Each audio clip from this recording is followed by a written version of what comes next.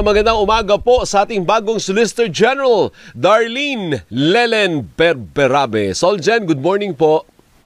Good morning, Alvin. Tingnan mo naman yan, Magandang umaga sa iyong taga-pakinig at mga nanonood.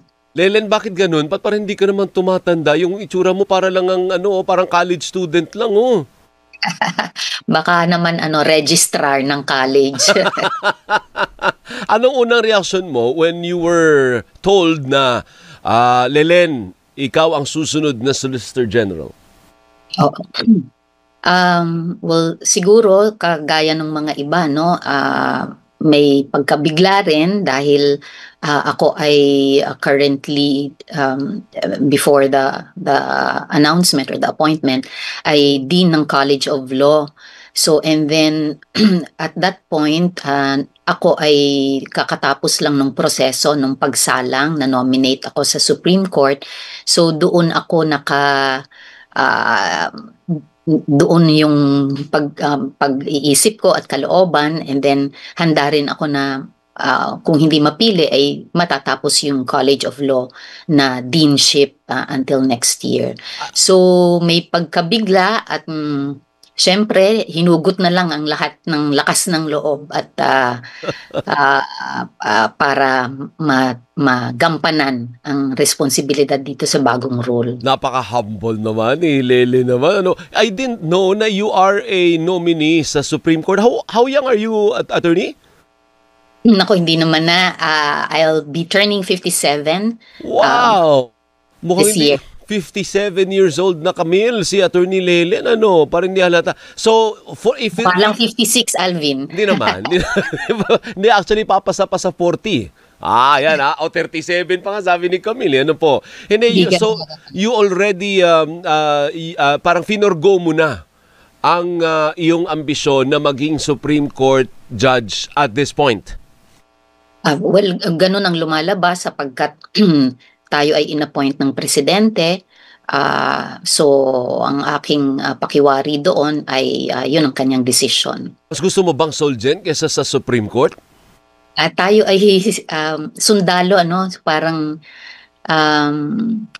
minsan ang aking pag-iisip ay kung saan tayo mailagay at kung meron tayong lahat ng ating kakayanan ay tutulong sana sa pamahalaan, tutulong tayo sa administrasyon kung papaanong mapaigi ang ating bansa. So, kahit na nung deanship or dati sa Pag-ibig Fund, parang iba-iba parang pag nabunot ka ay kailangan siguro ay handa tayo. Yung mga motto mo sa buhay, laging handa. Kung ano ibigay, gawin natin to the best of our ability.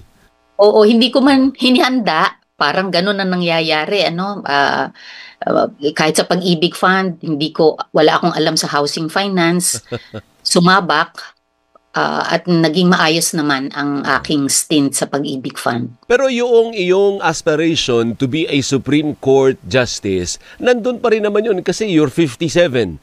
O di pagpalagay mo ng papalitan ka ng presidenteng susunod, kung sino man siya, o di you're still eligible to be a Supreme Court Justice? Oo, hanggang 70 years old ang retirement ng ating Supreme Court Justice. Pero hindi ko na muna iniisip dahil sa dami ng hinaharap at trabaho dito sa Solgen, ito na muna ang aking diwa. Give us a little background. Siguro maraming nagugulumihan sa ano ba ang trabaho ng Solgen? What is the main responsibility of the Solicitor General? Aside from that, di ba ang sabi, Solgen, abogado yan ng gobyerno. Lahat ng kaso ng gobyerno, ang haharap for the government is the Solicitor General. Okay, tama. Oo. So, tama yung pagka-describe mo, ang Solicitor General, ang Defender of the Republic. So, ito ay kumbaga parang pag inisip natin ang law office sa private sector, di ito ang pinaka-law office ng ating ng Republic of the Philippines. So, it represents the government agencies. It represents the republic, the interests of the state ang pinoprotektahan ng Solicitor General.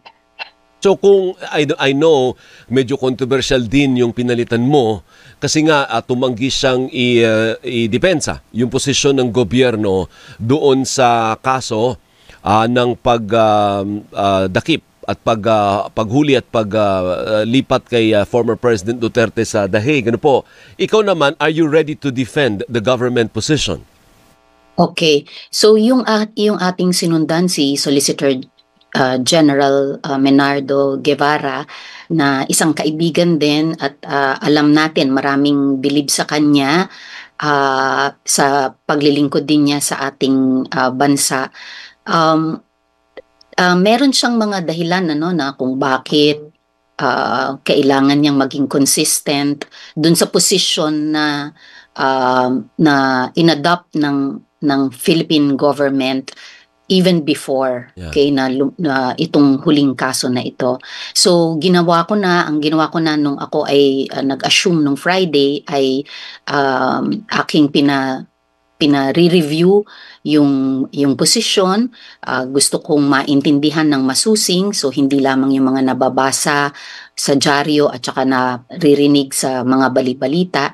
So upang magkaroon ng mas malalim ng pagkaunawa, siguro ang isang kailangan nating maipahatid sa ating publiko, yung Solicitor General kasi parang ito'y tinatawag din na Tribune of the People. That's right. Kaya ang ibig sabihin ng Tribune of the People, kaya kailangan talaga mayroong malalim na reflection at discernment.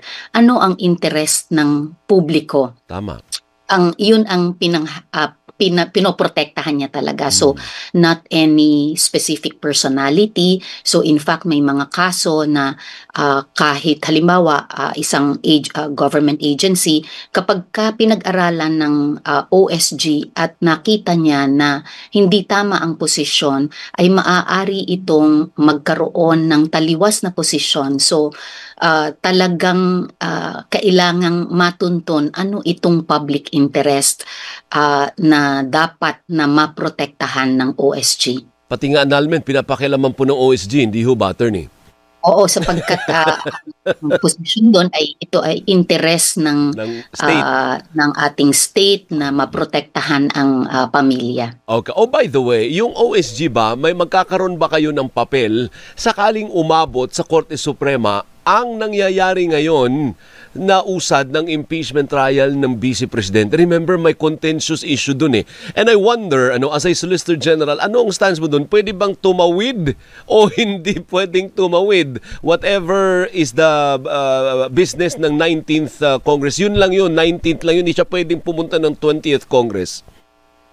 So tama yung una mong statement, Alvin, so maaari na ma-involve ang ating OSG kapag ito ay nagkaroon ng kasuhan. So ito ay isang aking sigurong parang paliwanag kung bakit hindi advisable na makapagbitiw tayo ng posisyon, sapagkat kung ito ay maging kaso, ayaw naman natin na matali ang ating opisina sa isang posisyon na binitawan ko na kaagad, sapagkat hindi pa natin alam kung ano ang magaganap at ano ang magiging posible na litigation later on. So lalabas, sino ang i-represent ninyo? Kung sakasakali man, will it be the Senate or will it be kung sino man yung magpipetisyon? Halimbawa, ang nagpetisyon niya sa Supreme Court, House of Representatives, paanong play nun? Parehong gobyerno yun. Kung sino yung partido na sued in their official capacity. Ano yun? Paano yun? Paki-explain ng konti, Attorney. Kasi halimbawa ang nagkaso, halimbawa lang po ito, hindi ko sinasabing sila. Halimbawa ang feeling na ape ay ang prosecutors, House prosecutors, who are actually members of the House of Representatives. They go to the Supreme Court. O paano papel ng Solgen doon? Sino i-represent niya? Yung Senado as an impeachment court or yung prosecutors from the House of Representatives? Okay. So kung sino yung dapat na may obligasyon under the law, tapos so halimbawa 'pag ang sinabi ay Senado dapat ay, ipagpatuloy ang paglilitis, sa kaso na example na sinabi mo, yung Senado. Ganun pala yun. So this early, Attorney Lelen, yung mga possibilities na yan, pinaghahandaan nyo na ba? Yung mga tao nyo dyan sa OSG, get ready baka tayo'y ma-involve sa kontrobersyal na isyong ito. Correct, tama ka, So in fact kahapon, ayan ang aking, pinagmitingan na sa ating mga, mahuhusay na Assistant Solicitor General.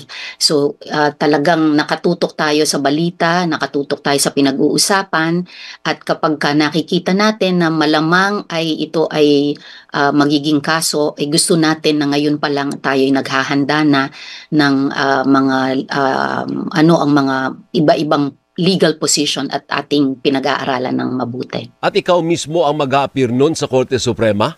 O dinidelegate yan? O pwede na yung assistant din na yung head?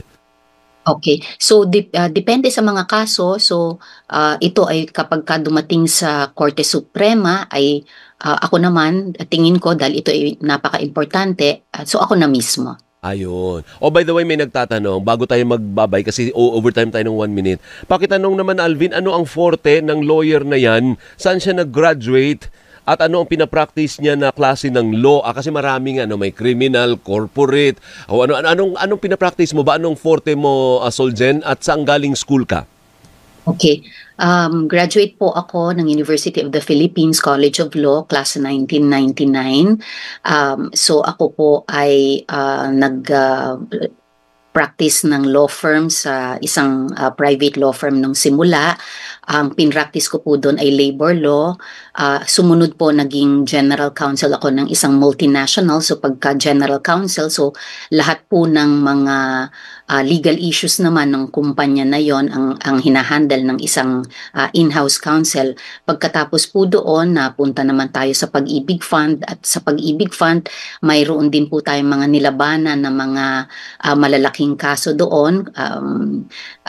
May criminal case, so meron pong mga arbitration tungkol sa ating mga insurance pool na ating binuwag noon.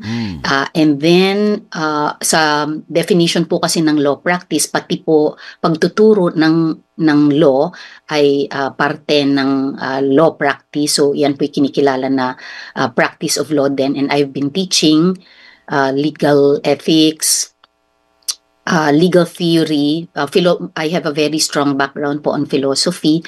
Yan po ang aking unang bachelor's degree niya, philosophy. Yung college degree, may master's din po ako, at in fact nagpi-PhD din po ako. Nag-summa cum laude, Lelen? Summa ba o magna? Summa po sa Summa philosophy. cum laude siya, Camille. Summa cum laude siya sa philosophy. Oh my goodness. Talagang naman, wala inisip tong ni mag-aral ng mag-aral. Ano po? Lelen, maraming salamat. I know you're busy. Thank you for giving us the time and opportunity na ma-interview ka. Sana masundan. Kung hindi ka masyadong busy, maaga naman kami, ha? Thank you, Lelen. Maraming salamat. Solgen, thank you. Maraming salamat po. Yan po ang ating bagong Solicitor General, Attorney Darlene Lelen Berbera.